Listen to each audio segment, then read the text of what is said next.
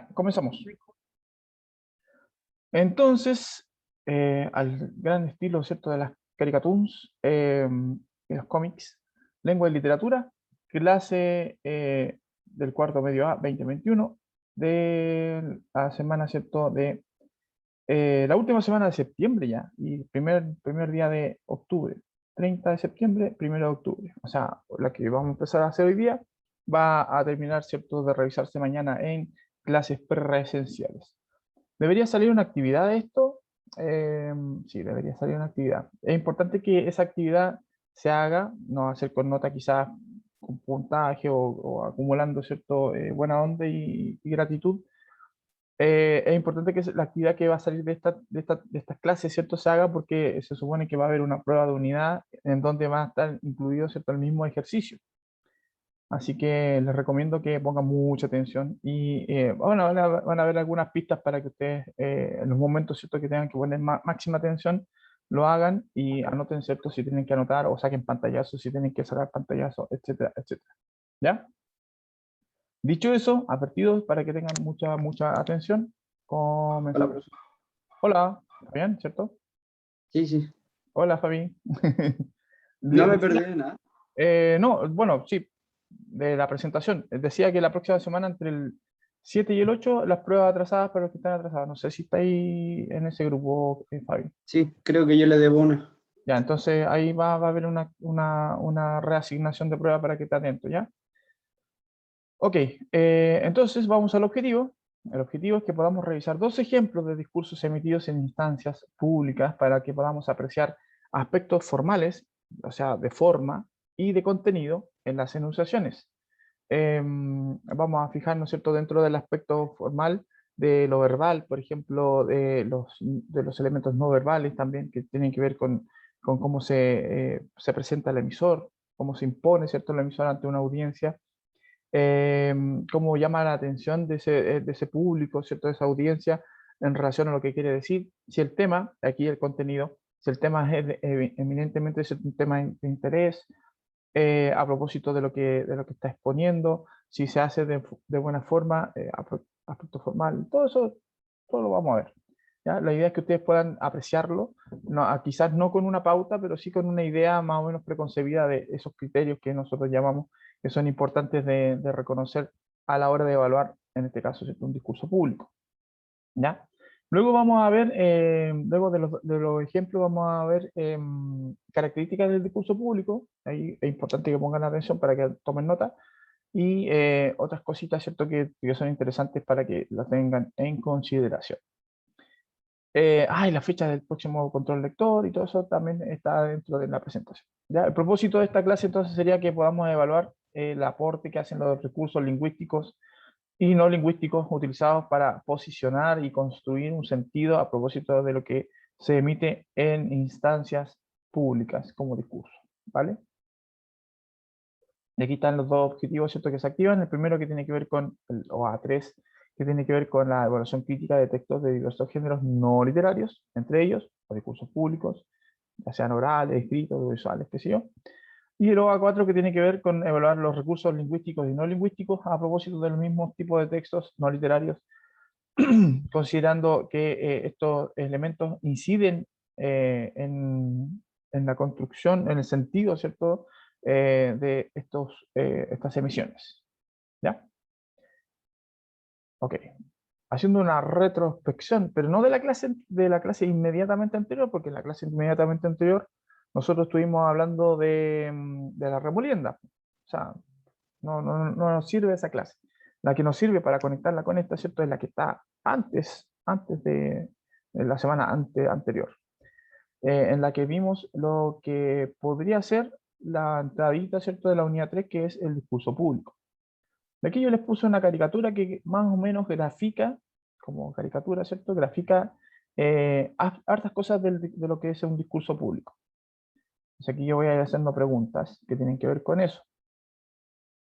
Por ejemplo, voy a poner todas las preguntas primero para que sea más completo y si puede alguien responderme alguna de ellas. La primera pregunta dice, ¿qué características tiene un discurso público? ¿A qué se refiere la idea de una estrategia discursiva? Si tienen esa característica, esa noción. de estrategia discursiva. ¿Cómo se aplica esta idea, la de estrategia discursiva, al género discursivo específico del discurso público? Según tus conocimientos previos, dice, ¿qué características tienen los comentarios en las redes sociales? A propósito de distinguirlos, porque se entiende que un discurso público, como el que está aquí, está emitido por un emisor, valga la redundancia, en una instancia pública. ¿Ya? Eso es como la característica fundamental de todo lo que podría ser considerado como discurso público. Los comentarios, generalmente, los que nosotros publicamos en las redes sociales, son comentarios públicos, porque en ese sentido, ¿cierto? Representan la opinión de una persona en una instancia, ¿cierto?, que es compartida por otras personas. O sea, una instancia pública. A veces, ¿cierto?, los comentarios que uno publica, por ejemplo, o sea, en una publicación en Instagram, por ejemplo, o en YouTube, ¿cierto?, en las cajitas de comentarios, de repente uno pone, es compartida con muchas personas que han visualizado, ¿cierto?, los videos, entonces son súper públicos. Bueno, sí, hay esa similitud, pero sin embargo, también hay unas grandes diferencias.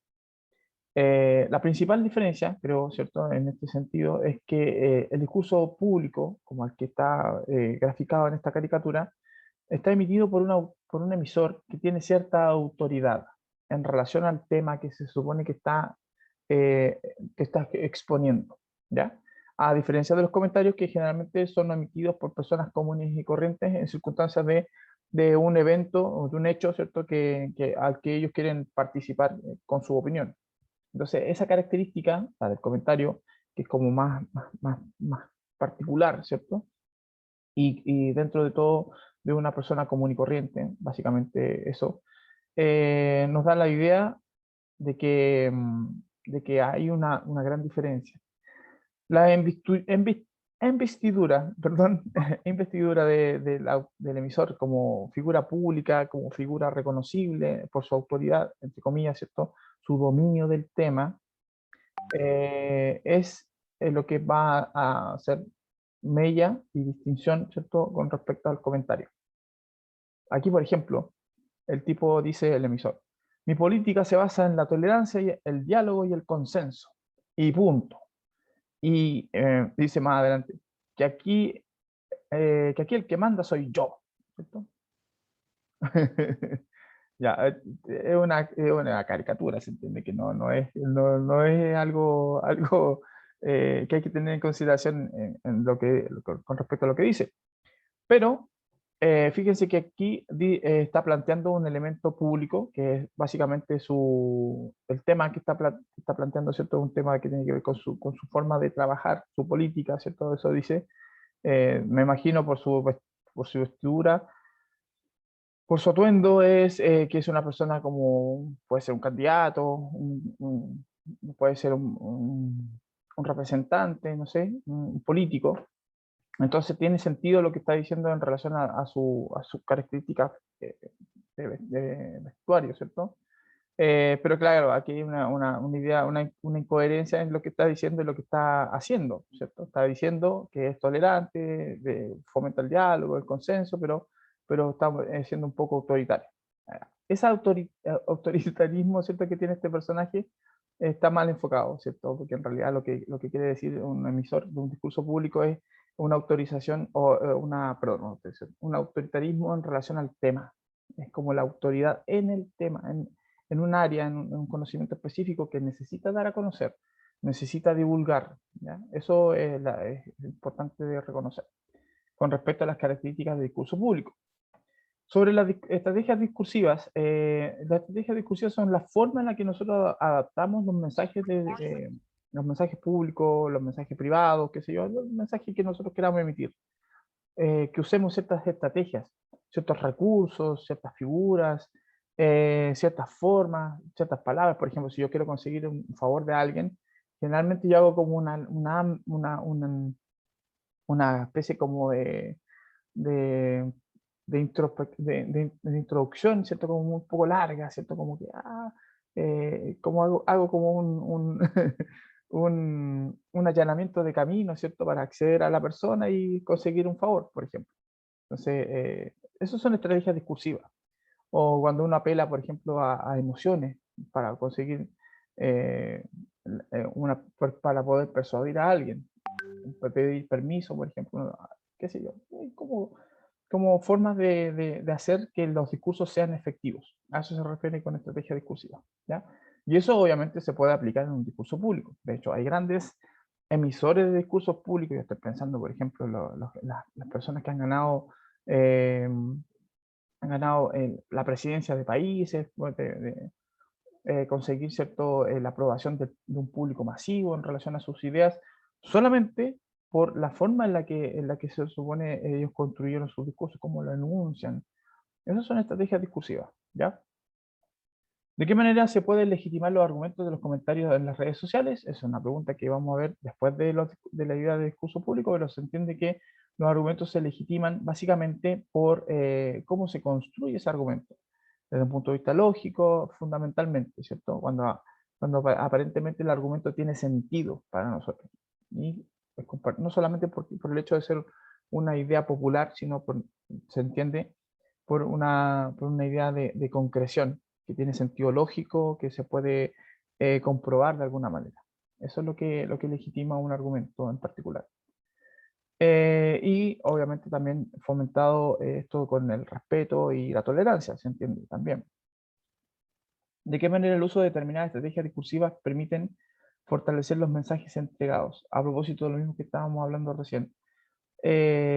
Manejar estrategias discursivas fortalece de todas maneras los mensajes que nosotros podamos entregar. Ahora, ¿cómo usarlas? ¿De qué manera usarlas? ¿Cierto? Eso es lo que vamos a tratar de dilucidar un poquito hoy día. Y para eso los ejemplos que les traigo en esta clase. Partiendo por el primero. Obvio, vamos a partir con el último. Es muy obvio lo que acabo de decir. Voy a pausar la grabación. Sin antes decir que este es, bueno, voy a explicar el contexto del discurso que vamos a ver a continuación. Es un discurso que se emite en una película que se llama Patch Adams, una película biográfica a propósito de este médico, fuera de heterodoxo, ¿cierto? Fuera de la norma, de lo que se espera de un doctor. Un doctor distinto, vamos a ver, ¿cierto? Que dentro de la práctica... Con la risoterapia. Claro, Profe, ¿puedo hablar? te escucho súper mal, Dieguito. A ver, trata de abrir tu micrófono y pruébalo un poquito, a ver, sí. Algo te entendí de que, claro, tiene una terapia diferente. Ahora sí. Ahora sí. Patch Adams fue el mejor médico reconocido durante de todo el mundo, porque ¿Ya? incluso en otros hospitales que en esa época no se aplicaba solo se aplicaba la atención médica, los profesionales que pudo tratar, y Ujú. averiguaron que en total. Y ahora se aplicó, gracias a Patch Adams, se aplicó en todo el mundo la risoterapia, en todo el mundo. Ah, la risoterapia, sí, sí, sí, de hecho, claro. O sea, no solamente esta introducción, gracias Diego, esta introducción de esta técnica, ¿cierto? De esta terapia en particular, sino que se empezó a mirar de manera transversal y a considerar otros mecanismos, ¿cierto? Para curar a las personas. No solamente la tradicional medicina, ¿cierto? Que es un poco distante en la relación entre médico y paciente, la relación media asimétrica que hay, ¿cierto?, entre el doctor y su paciente. Aquí se entiende que la persona no solamente está curando la enfermedad, sino también está sanando el espíritu de la persona. Y eso es fundamental en los tratamientos, por ejemplo, contra el cáncer. En ese sentido, claro, Diego tiene razón, porque Patch Adams marca un antes y un después con respecto a estas técnicas de medicina que se van a empezar a aplicar a propósito de su aporte. Claro, la película es del año 1998 y está protagonizada por Robin Williams. Robin Williams hace el papel de Patch Adams. Y en esta parte, ¿cierto?, específica de esta película, en la que voy a mostrarles este fragmento, él se enfrenta a la acusación de practicar la medicina sin autorización. ¿Ya? Ese es básicamente el contexto, para que lo entiendan. Esta es la parte final de la película, sin hacer mucho spoiler. para que la vean también, bastante recomendable esta cinta. Muy recomendable para que la vean, a propósito, ¿cierto?, de los que están tomando la decisión de qué estudiar para a futuro. Los que se quieran decantar por la idea, ¿cierto?, de servicio público, tengan en consideración justamente eso de servir. Bueno, aquí Robin Williams se entiende que él como cómico también tiene más o menos la misma idea, ¿cierto?, de hacer reír y curar a través de la risa el alma, el espíritu, los que hacen de payaso, los que hacen, ¿cierto?, los que cuentan chistes. Nosotros los que hacemos clase también, de alguna manera, no solamente les entregamos a ustedes conocimientos o algo de conocimiento, sino también los formamos como personas. Y, por ejemplo, y no es casual que yo haya seleccionado esta película en particular, este fragmento de película, para explicar algo que tiene que ver con los discursos públicos. Siempre hay como una doble intención en los mensajes que se eligen, y qué bueno que lo hayan percibido así. Bueno, volviendo al coso de la cosa, ¿cierto? Aquí están las indicaciones de la película, Patch Adams, ¿cierto? 1998, protagonizada por Robin Williams. Un gran papel, ¿cierto? Para un actor que Ese lamentablemente... era cantante, ¿cierto? No, pues el otro Robin Williams, Ah, el que era de los Take That, qué sé yo, y bueno, ese otro. ok, ok. Alcance de nombre, alcance de nombre. Ya, aquí está entonces Patch Adams en la película, Patch Adams en la vida real. Este es el verdadero Patch Adams, ¿cierto? Aquí el que tiene estos bigotes bien característicos también, ¿ya? Eso le faltó en la personalización, en la personificación de Robin Williams, ¿cierto? No sé si en la época en la que está ambientada la película, en la vida de Patch Adams ya tenía esos bigotes característicos, ¿ya? Y aquí está, ¿cierto?, el extracto de la película, la imagen, ¿cierto?, que traigo para que revisemos aspectos no verbales que están presentes, ¿cierto?, en este análisis. Todo lo que dice el discurso, si se dan cuenta, ustedes dijeron muy emotivo.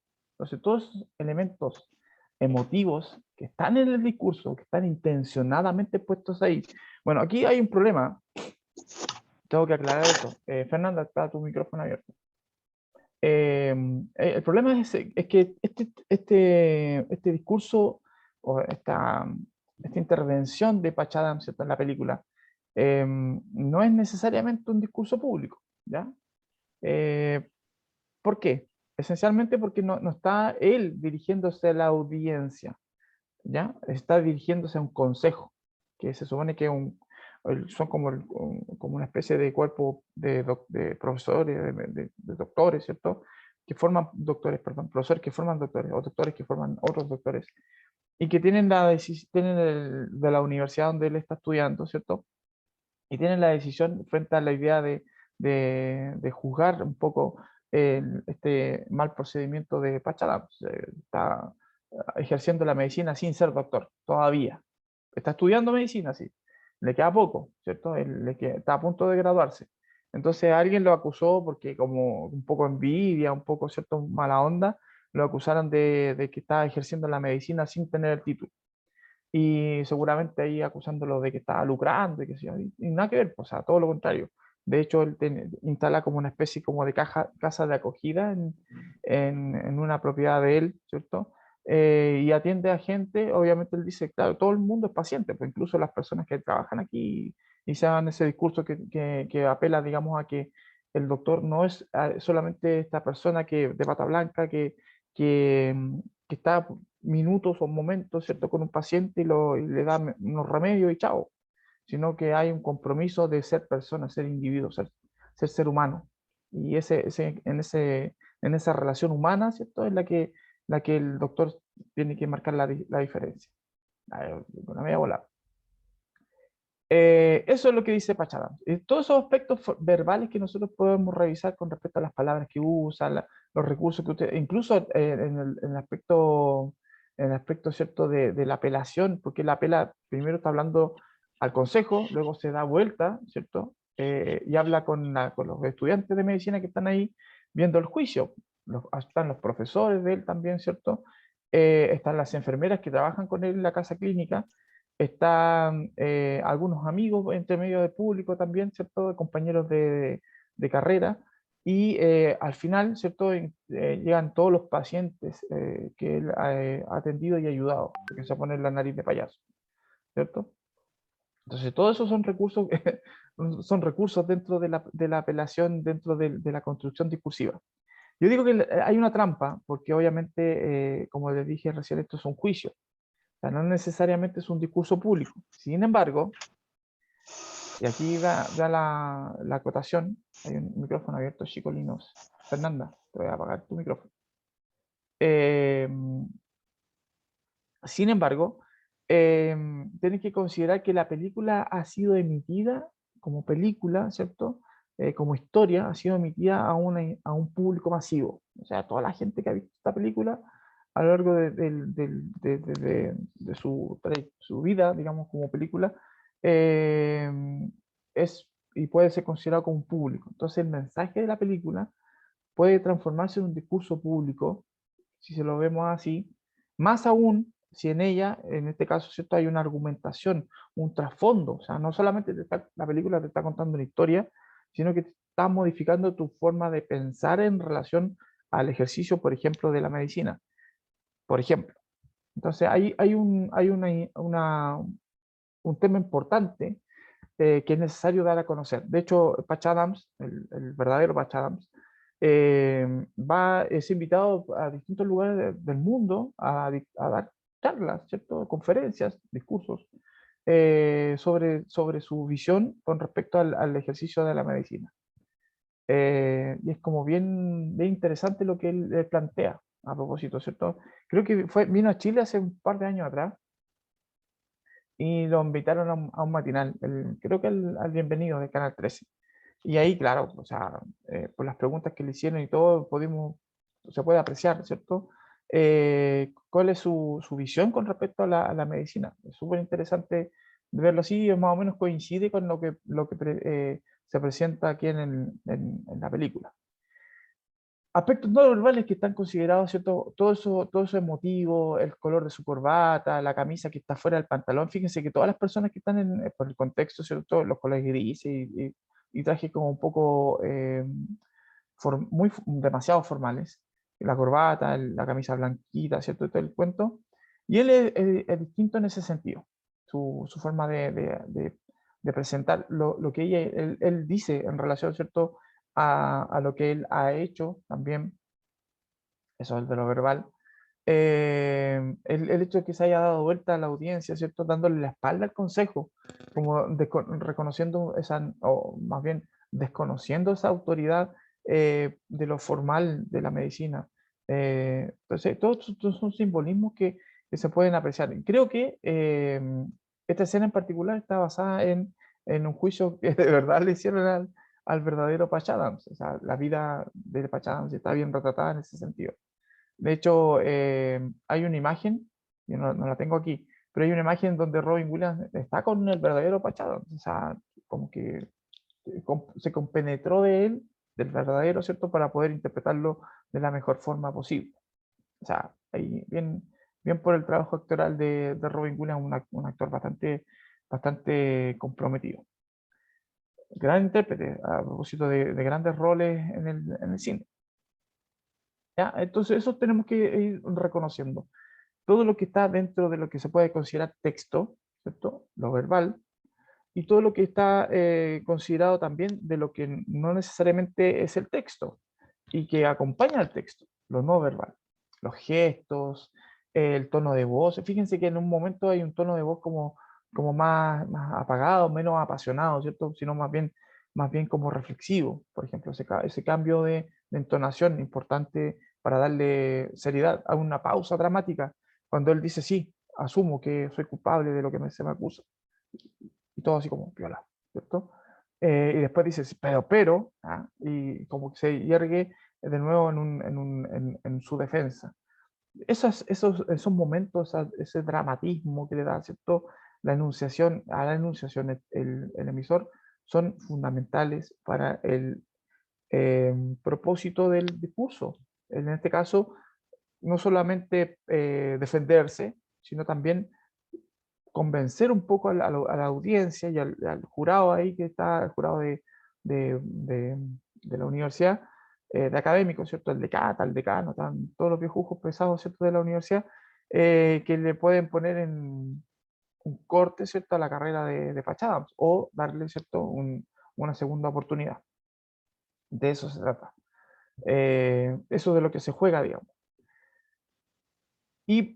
Bueno, eso es lo que pasa en la película. Pues se entiende que la película también nos impacta a nosotros, también como un aspecto no verbal que tenemos que considerar la musicalización de la película, si se dan cuenta, ¿cierto? Hay parte del discurso sin música, sin un sonido sin un sonido adicional, ¿cierto? No más que el ruido ambiente. De la parte dramática de la enunciación, como que le ponen una musicalización particular, si se dieron cuenta, como con violines, como muy, muy emotivo. Y de hecho eso también conmueve. O sea, si nosotros como público estamos viendo esta película, esta historia, seguramente trayendo consigo todo lo que se ha contado, las historias que hay detrás, ¿cierto? De lo que él está diciendo como defensa, vamos a tener mucha más empatía emocional con sus palabras. Somos testigos, ¿cierto?, de lo que él estaba diciendo. Si no han visto la película y se conmovieron, quiere decir que efectivamente el discurso de Pachá es bueno. Si les pasó eso, entonces está bien cumplido. Efectivamente, ¿cierto? Eso es una estrategia. Buena, buena. ¿Ya? Así que ahí tendríamos que completar. Eso lo vamos a completar en la clase de mañana, de manera presencial. Todo este espacio que quedó en blanco, ¿cierto? Lo vamos a ir rellenando con el plumoncito. ¿Ya? Así que ahí les voy a ver que le pongan color. Y aquí, este discurso, yo creo que no lo vamos a alcanzar a ver completo hoy día, porque se supone que dura 22 minutos y estamos a puertas de terminar la clase. Es una charla que da este personaje que se llama Humberto Ramos, y que tiene que ver con el Hombre Araña, ¿cierto? Él, hoy por hoy, es uno de los dibujantes principales, ¿cierto? De la Marvel, de los creadores, ¿cierto? De los creadores entre otros personajes, por supuesto, de el sorprendente Hombre Araña. Entonces, él cuenta su historia de cómo llegó a ser y a trabajar, ¿cierto? Para esta gran empresa multinacional de caricaturas, de cómics, básicamente. Y el poder que tiene hoy por hoy, ¿cierto? A propósito de dibujar a uno de los personajes emblemáticos de las series y de la historia, ¿cierto? De superhéroes, el Hombre Araña. Sí, muy, muy, muy interesante también con una doble intención esta inclusión a propósito de lo que están tratando de responderse a la pregunta de qué estudiar o qué hacer de mi vida. Buena, buena, buena. Así que no lo vamos a ver ahora, lo vamos a ver mañana, ¿ya? Para completar este esquema que también está aquí. Humberto Ramos, ¿cierto? Dibujante mexicano. Lo van a ver ahí, ¿cierto? En algunas revistitas del Hombre Araña. Creo que trabajan los últimos trabajos que él hizo a propósito del Hombre Araña Superior. Es un personaje a propósito de la historia de lo que se está contando como historia de los multiversos, ¿cierto? Que hay distintos universos y qué sé yo. Y bueno, ahí aparece esta idea del Hombre Araña Superior, que es de una tierra distinta, ¿cierto? A la nuestra. Una cuestión muy honrada. Pero bueno, aquí está, ¿cierto? Humberto Ramos con Stan Lee, a propósito, el creador del Hombre Araña, con uno de sus dibujantes hoy por hoy. Y aquí, obviamente, con el protagonista de la última saga del Hombre Araña, Tom Holland, ¿cierto? A propósito, reconociendo su trabajo, por supuesto. Y este es parte de una imagen de la presentación de Humberto Ramos para la plataforma TED. Y creo que ahí, bueno, nos vamos a dar cuenta de su atuendo, porque de un punto a esta parte, ¿cierto? También importante la apariencia de los expositores de discursos públicos, como por ejemplo una charla. Eso es súper relevante. A propósito, también vamos a hablar de los aspectos kinésicos, que tiene que ver con cómo se mueve, el desplante, ¿cierto? Escénico, que tiene que ver también con la ubicación de, de él como hablante en relación al público, ¿cierto? Específicamente, la distancia que hay entre él y el público, también cómo se acorta eso desde el punto de vista discursivo, todo, y otros elementos complementarios que también son importantes de reconocer a propósito de su historia, ¿ya? Y que se pueden considerar también en una exposición común como la de un discurso público. Así que también eso lo vamos a completar mañana en clases. Y eso, pues, bueno, porque aquí vienen después vienen las características que tienen que ver, ¿cierto? Y les voy a pedir aquí que tomen atención con respecto a tomar notas, bla, bla, bla, ¿cierto? Eso lo vamos a ver mañana también, que es cortito, es una explicación básicamente de lo que es la estructura de los discursos públicos, también lo vamos a ver, ¿cierto? Específicamente lo nos vamos a ir repitiendo en las distintas análisis que vamos a hacer. Los tipos de discurso público que también vamos a reconocer varios y diferentes discursos públicos, sus características, fundamentalmente, ¿cierto? Los temas y los emisores que son los que caracterizan los distintos tipos de discursos públicos. Y creo que eso, y después viene un recuento, ¿cierto?, de los elementos lingüísticos que tienen que ver con los recursos que se pueden utilizar y que le van a dar mayor peso, ¿cierto?, a lo que se está exponiendo. Para llegar al epílogo, ¿cierto?, que estamos completando, porque se supone que esto lo vamos a terminar mañana de manera presencial, con respecto a la efectividad y cómo se puede encantar a una audiencia, específicamente lo que se dice, cuál es el rol que tiene el emisor, la diferencia que existe, ¿cierto?, entre el emisor y el receptor, o los receptores más bien, etcétera, etcétera, ¿cierto?, que también son elementos a considerar. Y esto quería llegar a esta parte porque quiero que quede registrado, ¿cierto?, que el 21 y 22 de octubre sería la prueba de esta obra dramática de Jorge Díaz que se llama El cepillo de dientes. Generalmente, no sé si ustedes encuentran, de hecho creo que en Classroom subí ya el material para esta prueba, que es el texto dramático. Ustedes pueden encontrar, ¿cierto?, si quieren comprar el libro, de repente pueden encontrar que aparecen 2 obras teatrales, ¿cierto?, o 2 obras dramáticas en el libro. Claro, porque son obras cortitas, son obras de poco tiempo.